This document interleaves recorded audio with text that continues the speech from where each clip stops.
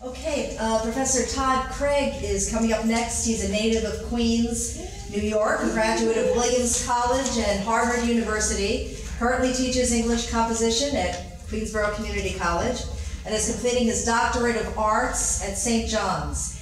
He has been a DJ for over a decade and a creative writer with various publications of poetry, fiction, and creative nonfiction.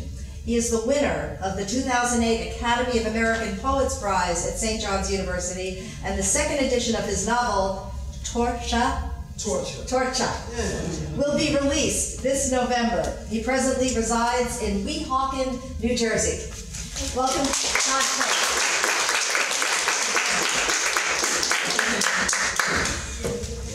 I always want to meet this Todd Craig dude when they read his bio. Like, who is this guy? I'm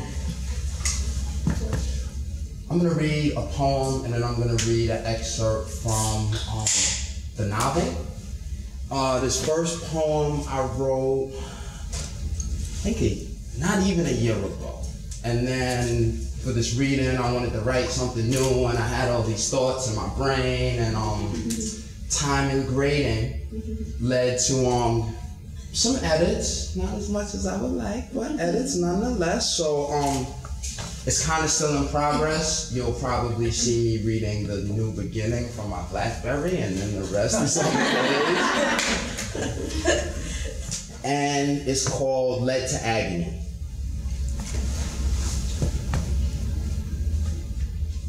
I have seen it, descending from on high with that glorious glow, like when Moses once made moves down a mountain to see succulent savagery. And with only one tablet still shining from the presence of the most serious, surreal, I spiraled and stumbled to tell them. They stopped, looking at me with great awe, waiting for the divine word, the grand prophecy like the Celestine one. I surveyed my surroundings, cleared my larynx of congested mucus. They awaited the brilliance. I now have it. I have seen it all and have come to the grand conclusion based on bestowed wisdom, miraculous metaphysics, musings, chants, and mantras. I have arrived to tell you merely one thing. I paused. They hung hungrily on the edge of their seats, and I simply said, graduate school sucks. And with that, I told them the tale, how I was led to the entrance through the gates by mission statements called white guilt, the most crusading voyeuristic of them all, walking the path as the Levanter blew, ushered in the doors by the Grim Reaper, death-doted as doormans deemed me eligible. Apathy, cultural insensitivity, racism, discrimination, the nasty nook and cranny of the language entitled self-centeredness asked me if I was hiding back there. Dejection sat doggedly on my shoulders as the agony called defeat peered at me from around the foyer corner, hiding behind pillars. Poverty struck me powerfully. Indeed, I am losing here. Coupled with lost, lackluster laminates called identification, I looked down and asked, why am I here? Is this the tightrope again? So long it's been since I've truly had to walk it. Understanding, sympathy, empathy, lethargy, effigy, pain coupled with terror, cold sweat, hot tears sear my physical armor that was being developed by a much different God than the one they rock with here, because I know my God and their God are two different philosophies. Strategy, the special technique of shadow boxing, 8 diagrams of pole fighting, chess moves, queen to rook 2. I wonder if I take my hand off the pieces too quickly in this place. Environmental sabotage. My entourage wants to hear stories of the hood in me defeating them, for they need to be scientifically slayed, coupled at cornucopias like crackers and soup. Shucking job in zoot suits, cause lordy lord, no, master done been a good master to me. Master done give me $8,500 to live, and Lord knows master ain't have to do that for little old black me. Lord, you bless master. Cause master been a real good master. My body has been fetishized, my skin exoticized as dirty, no good I am here. Why can't this boy know his place? We done aimed at doing right by him. Up the ladder of success with my mental tech-9, they desecrate my shrine with ever-changing rules and requests. Come here and teach us how your drums beat, please. But when I get here, what drum? He never asked you nothing about any sort of drum. When do you recall this taking place? Balderdash, I say, your comments are inflammatory. So here I stand alone like the jackass with the 100-piece drum kit that I know I was told to bring to the gates with me. I see the Grim Reaper again, giggling. Clearly he knows something I don't.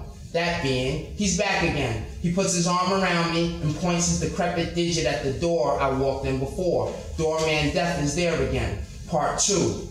Like rolling snake eyes and craps and CeeLo, swing low. My drum beats the tune of slave narratives now. The indigenous rhythms of ancestors lost, antecedents ascended. And as much as I want to go home with them, it only takes one shot. And Lordy, Lordy, you know that good master done given me my shot. Oh yes, he has. Hallelujah. I'm a slave to the rhythm called student. Indeed, the legacy I brought with me that got me here means nothing to them, but almost everything to me, to others who know my purpose in being here. The Grim Reaper, my new friend again, but did he ever leave my side, that is? Thus I'm led with lead to agony. Back from my transcendental trance, I abruptly departed to return to reality. I looked at them, feeling profound, bound and drowned in tongues of language from another. Just in time to hear the faint whisper of one to another. You've been waiting here for this? All this time? I'm out, because this dude has lost his goddamn mind.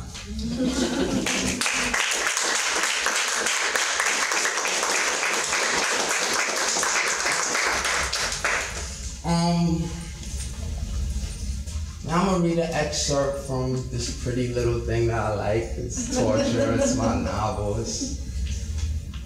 I like it. I guess I have to like it, my name's on it.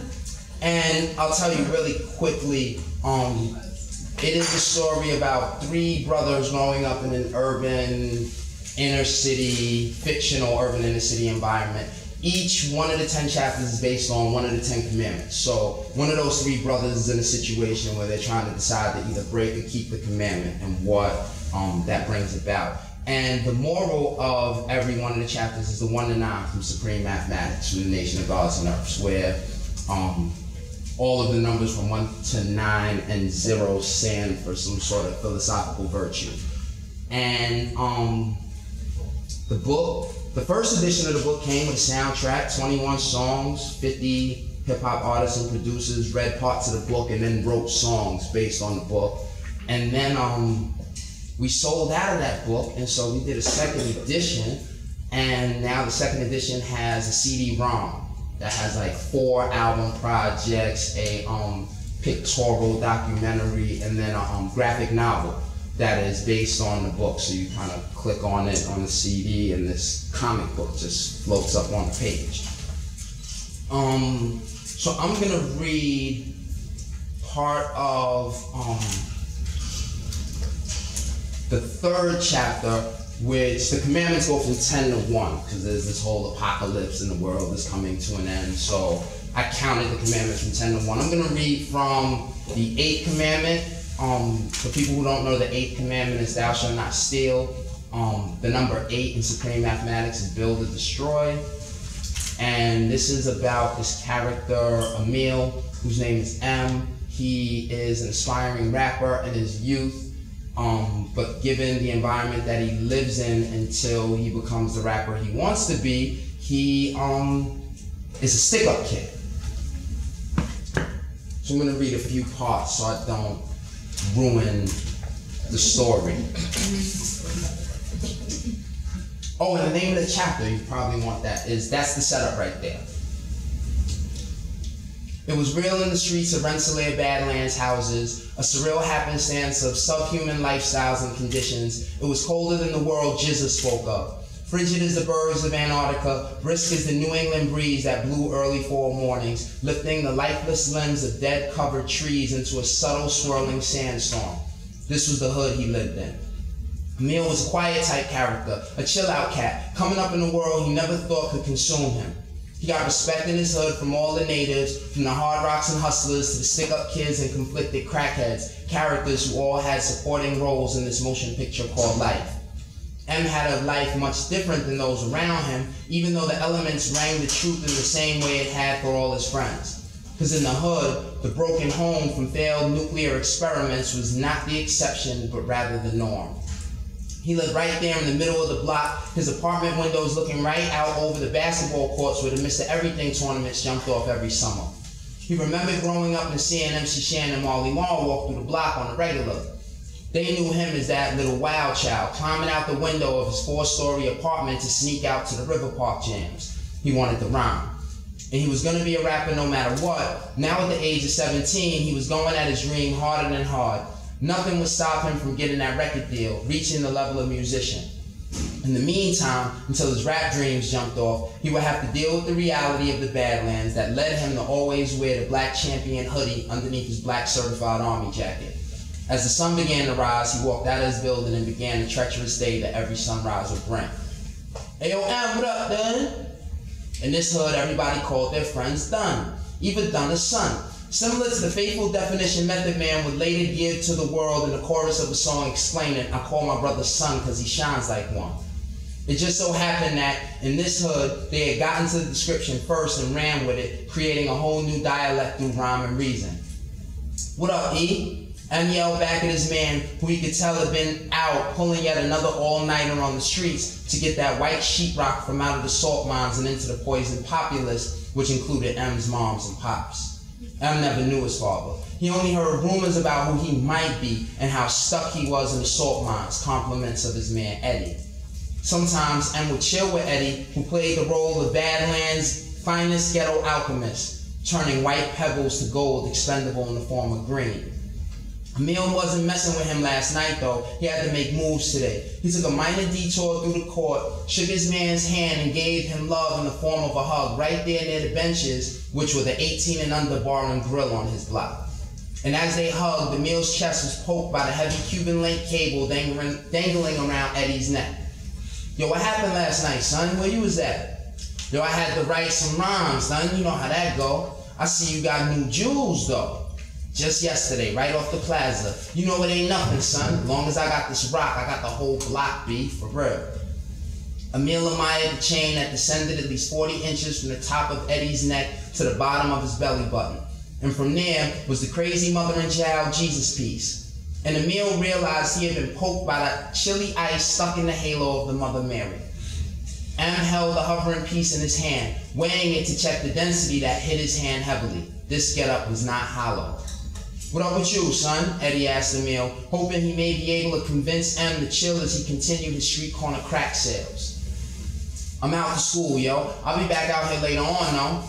I feel you, Emil. Handle your business. I'm gonna be right here when you get back, alright? Alright then, peace. M started walking again as he held his 2 fingers up, outstretched in a sign that reflected his outgoing words.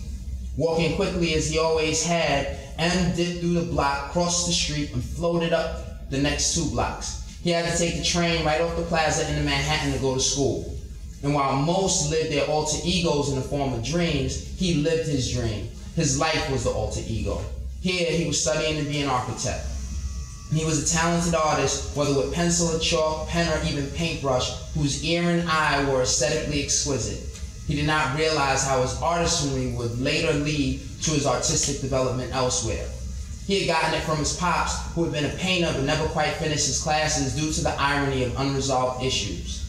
He knew his man Eddie was real cool with his pops, something he did not like in the least, because E was an alchemist. But what Emil couldn't deal with was even part of his own life was always turned to gold by the elemental shapeshifter. That made things what they were right now, so he would keep it moving and try to think of the next best topic, like how his debut album would blow off the charts once he got his record deal. In the meantime, he floated to the N train, Manhattan bound, in order to get to school. And while there, he did his usual thing, caught up with his peoples, checked out his first 2 classes of the day, and then roamed the halls. He would go to his architecture class, but no one in the house ever had the money for him to get the art supplies he needed to maintain this love of his. And because he knew it wasn't that they didn't have it, but they spent it elsewhere, his love began to vanish into thin air, leaving a void partially filled by his desire to rock the crowd. The space left was soon to be conflicted in ways he never considered.